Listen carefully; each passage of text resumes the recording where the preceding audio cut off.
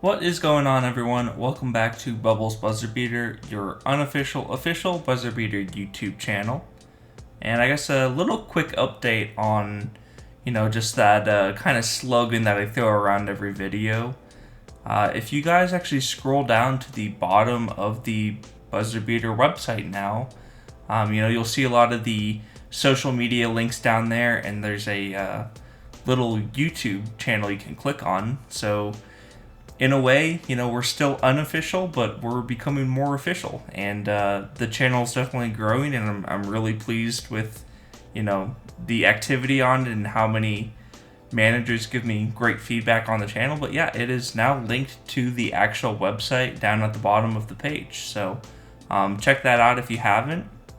Today I wanted to talk about something that came up in the Discord channel that myself and some other managers were discussing, and talking about what are the ideal heights for trainees. So obviously, players range from 6 foot to 7'5", and of course there's those rare ones where you can see like a 5'10" player where they aren't draftable, but they are on brand new teams occasionally. But just discussing what is the ideal height for trainees, and there's a lot of factors that go into it, and I just wanted to cover that today.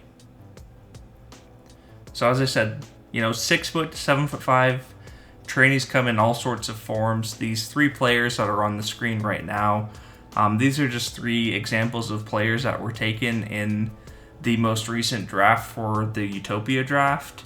So you can see 6'6", 6'2", 6'11", wide spectrum of heights, wide spectrum of players overall, and there's just a lot of different ways you can train players. So over time, there has been trends going on in BB as, looking at these sorts of players train faster at these certain skills, and in doing so, certain heights become more valuable and certain heights are less valuable depending on what you're looking at doing.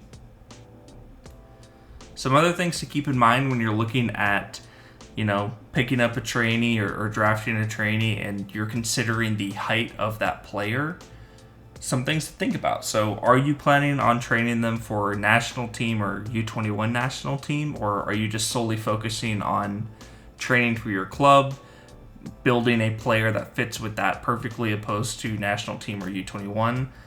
And then also think about what trainees do you currently have that would train with the player you're looking at. Because if you're training, let's say, a 6'2" guard, and then you're finding a player in the draft, or you're seeing someone on the transfer list who's 6'7", potentially thinking about how those players would pair together and what the training regimen would look like for those two can be beneficial. And then it's up to you to kind of decide, do I want to train this 6'7" player along with this 6'2" player?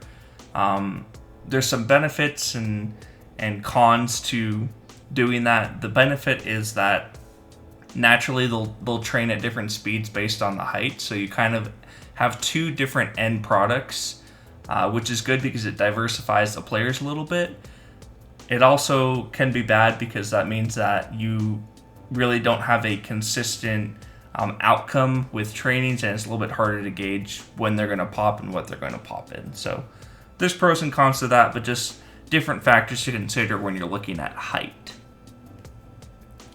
So these are going to be my general setups for guards, bigs, and small forwards. And this is just my personal preference. Talking to managers, seeing how elastic effects impact training and different heights, as well as just, my personal experience training players. So these are my general guidelines as to what I look at when training players. So my general idea for guard trainees, and this is what I'm training right now actually on my main team. You can see Bruce Dowell and Colin Ambler right there. Those are my 2 main trainees. For a just mandatory kind of like baseline of don't go outside of this, if you're training a point guard or shooting guard, 6'5" or shorter is kind of what you need. Once you get to 6'6", 6'7", it's just really hard to get those guard skills to pop as fast as you want them to. Even 6'4", 6'5" can be a little bit brutal, but mandatory 6'5" or shorter. And then my strong suggestion is 6'3" or shorter. That's generally what a lot of good guards end up being, is 6'3" or shorter, and that is what I'd strongly suggest. And then you can see for the perfect height, in my opinion, 6 foot even, maybe even 5'10", 5'11", but those players are just so rare you don't really even see them. So 6 foot even is my recommendation for the perfect height for a point guard or shooting guard, and then preferably with decent starting big skills. If it comes to a point where you're looking at the transfer list and you see a 6'0" player, perfect height in my opinion, but the big skills aren't very good, and then you see a 6'2" player, for example, not the perfect height in my opinion, but if his big skills start out a lot better, naturally you're going to go with the player who projects to be the better player overall. So just because I'm saying this is the perfect height doesn't mean that's what exactly you have to stick to as like a book of law or anything. As you can see, Colin Ambler, he's 6'3", which falls into my strongly suggested mold, but I'm perfectly happy with his build and how he's progressing. Moving on to the bigs, my general big training preferences: mandatory 6'8" or taller for power forwards or center builds. Similar to why 6'6" and 6'7" is really hard for guards, same exact thing for bigs. So those 6'6", 6'7" players really kind of have to be, wing forward type players, because they just don't pop quick enough in big skills or guard skills. But yeah, for bigs, 6'8" or taller is what I consider mandatory. I'd never go shorter than that if I'm training a big man. And then for strongly suggested, 6'8" to 7'1" for bigs, I think is the ideal kind of range as to what you're looking at.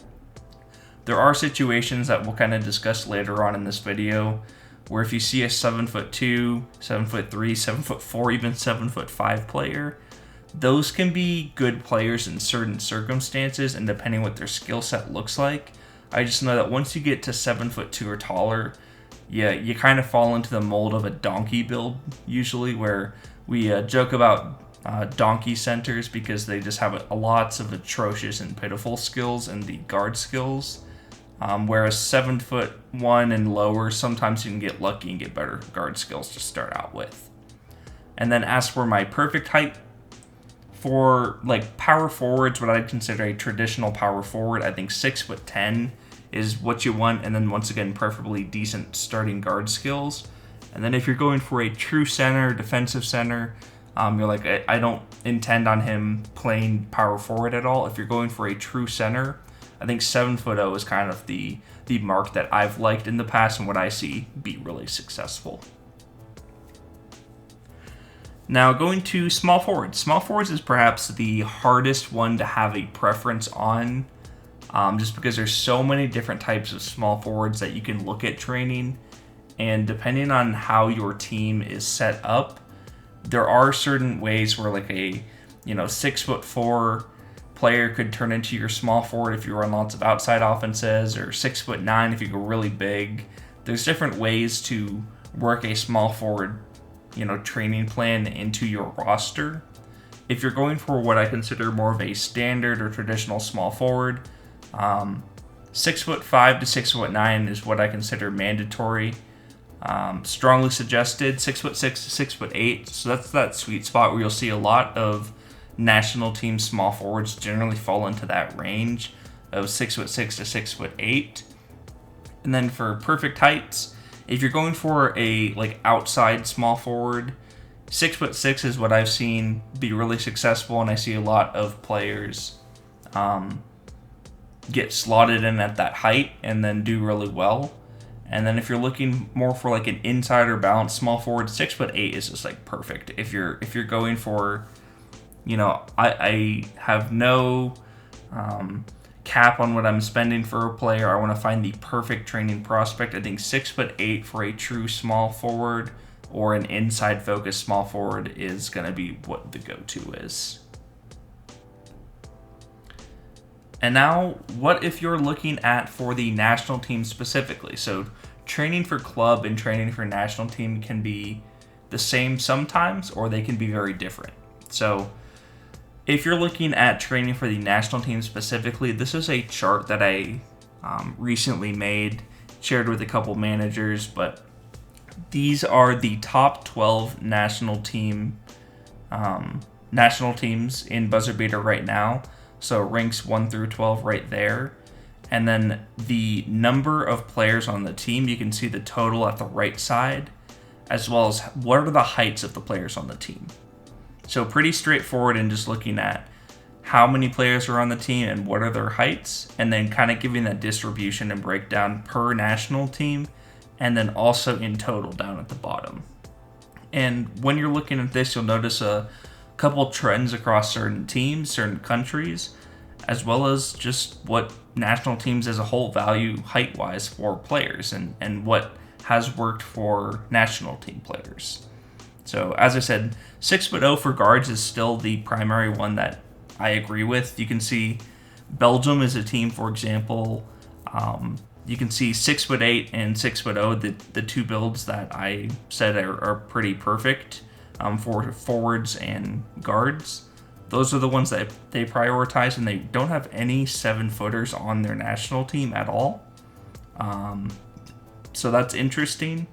You'll also see China up at the top, where China is a relatively shorter team overall, but they're a case where there's no 6-foot players. They just have a ton of 6'3" to 6'8" caliber guys, where they have a lot of like forward builds that they slot in at every position. And for those of you who have been in BuzzerBeater a long time, you'll know that China just pumps out total skill point monsters, where they have a lot of like 160 plus total skill point players. So if you wanted to pause the video on the screen to look at it a little bit deeper, definitely feel free to do so. The main thing to know is that for national teams, that 6'6" to 6'8" range is where you see a lot of players fall into, because that's where you can maximize total skill points. And you don't really see as many taller players, so 7'1" and up, you just don't see a whole lot of them at the national team level. And then, as I said, 6'0" is kind of the best circumstance for guards under my understanding of it. And now for U21 national team. So U21 is going to be a little bit more polarizing in the positions. Unlike the national team, where you see a ton of 6'6" to 6'9" players, for the U21 level, since you're primarily knocking out primary skills early on, and you're trying to just create the best players possible at age 21, you see less of those mid-height players, and you see more of the extremes. So this is where, for U21, if you're looking at training a center or power forward for U21, and you don't really care about club success or whether or not they'll make the national team, you'll see that there's a lot more players 7'1" and taller. You'll see 11'7" players, 7'2", and 7'3" plus players. I think there was a couple 7'5" guys as well. But at U21, it's a lot more practical to have those giant beast of men centers, and they work just as well. And then polarizing on the other side as well, where you can see 6'0" and 6'1" are the guard heights, where since you're primarily focusing on those guard skills only for a lot of those guards, sure, you'll do some 1v1 forward training or maybe a couple inside defense pops, but a lot of them end up on the U21 national team because they pop so quickly in like outside defense and jump shooting and other skills like that. But it's just interesting to compare between the U21 and national team layouts, where the U21's a lot more polarizing, and then going back to the national team, it's a little bit, wider distribution, but it has a lot of players kind of solidify in that middle height range, whereas for U21, that's where you don't see as many of them. So that is kind of all I had for you today, but I wanted to get your comment down below on what are your height preferences when it comes to training, and who are your trainees right now? What are their heights? What do you find is training quickly? What do you find is training slowly? And if you could go back in time, would you look for a different trainee, perhaps, if the height's not working out well for you, or are you happy with how it's going on? That's going to do it for today. I know today was the last day of the regular season, and playoffs are right around the corner, so best of luck to all of you in the playoffs, and until next time, peace out.